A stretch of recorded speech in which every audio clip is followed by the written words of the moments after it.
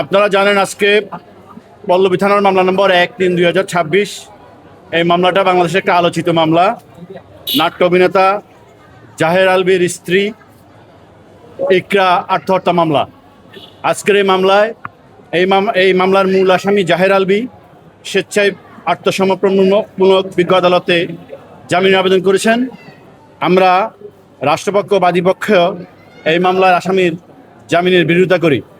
আমরা বিজ্ঞ আদালতকে অভিহিত করি এই আসামির সাথে ডিসিজড ইকরার 2013 সালে প্রেমের সম্পর্কে বিবাহ হয় এবং তাদের দাম্পত্য জীবনে 5 বছরের একটি পুত্র সন্তান রয়েছে।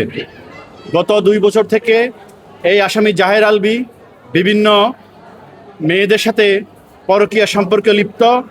সেই পরকীয়া সম্পর্ক থেকে এই ইকরার সাথে ইকরার সাথে দাম্পত্য কলহ চলে আসতেছে। দীর্ঘ 2 বছর থেকে এই জাহের আলভী এই ডিসিজ ইকরাকে বিভিন্নভাবে শারীরিক ও মানসিক নির্যাতন করেন এবং আত্মহত্যায় প্ররোচনা করেন এবং বিভিন্ন সময়ে এই ডিসিজ ইকরাকে বলেন যে তুই মরে যা, তুই মরে গেলে আমি শান্তি পাবো, তুই আত্মহত্যা কর। এই ধরনের উস্কানিমূলক কথাবার্তা দিয়ে সংসারে একটা অশান্তি সৃষ্টি করে এবং এই ডিসিজকে আত্মহত্যায় প্ররোচনা করে।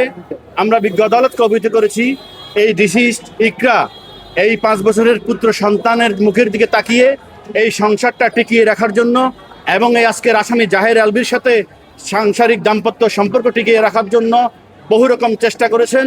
সব রকম চেষ্টায় ব্যর্থ হয়ে এই আসামির প্ররোচনায় এই আসামি এই ডিসিজ ইকরা আত্মহত্যার পথ বেছে নেয়।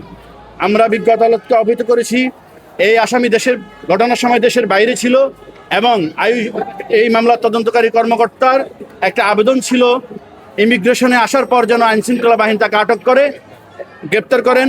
বিজ্ঞ আদালত সেটা মঞ্জুর করেছেন।